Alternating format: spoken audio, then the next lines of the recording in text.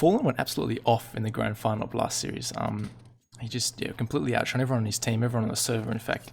And so I'm going to look at the deciding game here on Cash and basically how he carried his team to victory. You might be thinking right now, he's 7 kills and 10 deaths. He finishes 38 and 19, and this is the 15th round of the first half. This round here is one of the few T rounds I'm actually going to show. It's just a good way to control a main when you suspect they're going to be going some aggression, which you see exactly what Fallen does here. He mollies off, no one really has control. He's just staying here watching it, and yeah, he's very good. He's just going to play this quite passively. The flash they throw misses, get a second flash for him. They do a pretty good job of this, but he flashes himself back in, actually blinds himself. You see he's still getting good control. He's happy to give it up now. His teammates got kills everywhere else. But if you suspect that someone's going for some kind of A aggression, that's a very good way to do it, is to throw that early Molotov and then flash yourself in this similar way, kind of Fallen did.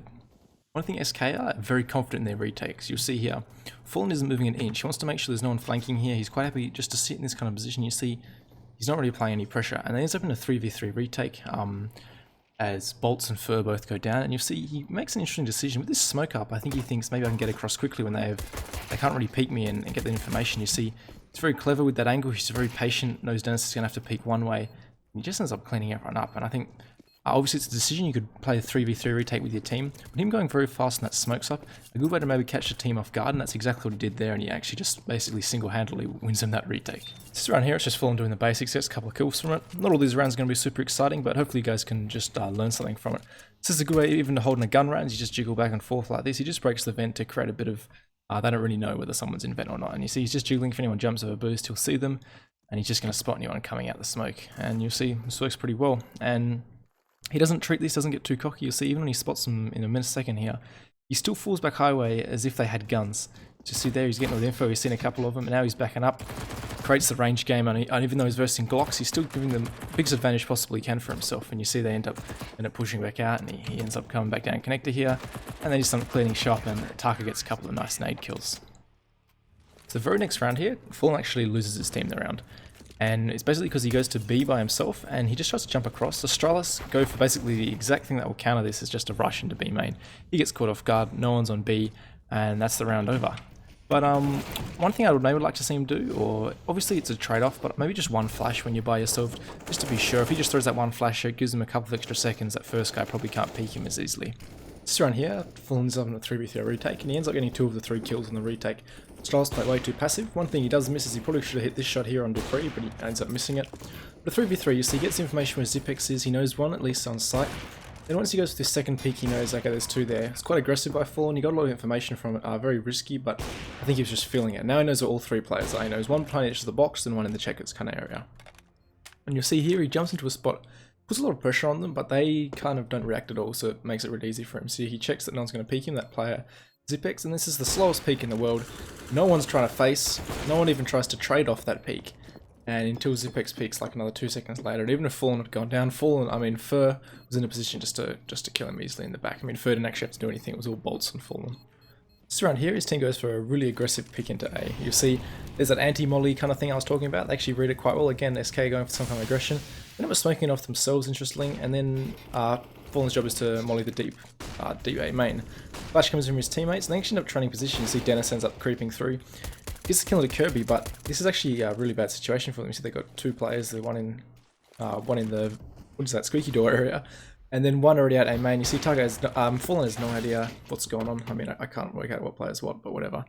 And yeah, it ends up going badly. But the thing to take away from this is it's very good to throw this aggression in. All high-level teams will do it.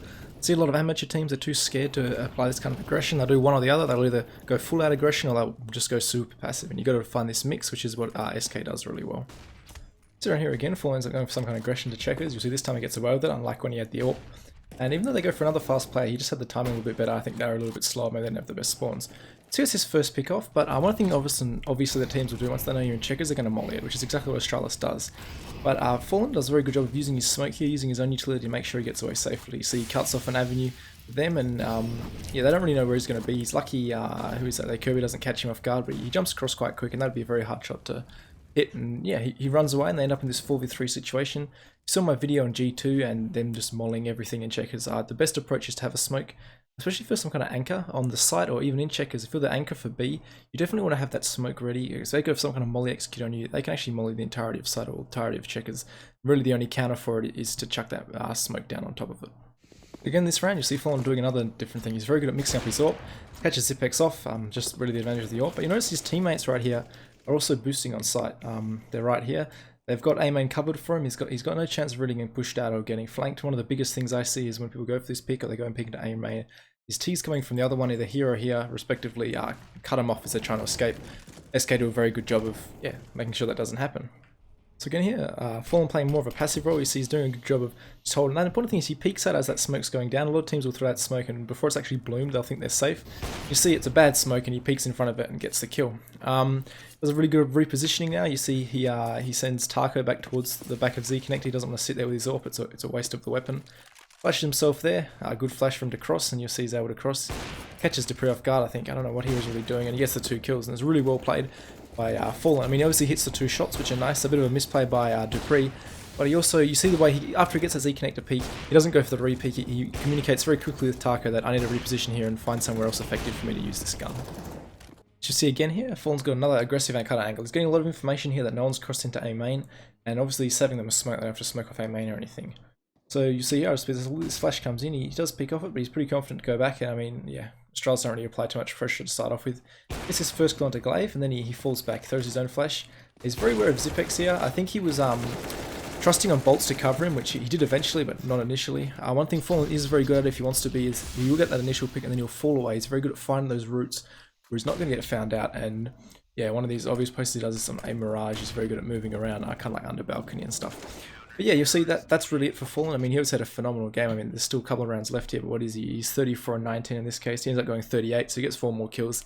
None of them were really super interesting or nothing I could break down that much. And that's it, guys. Make sure to subscribe if you're not, and I'll catch you in the next one.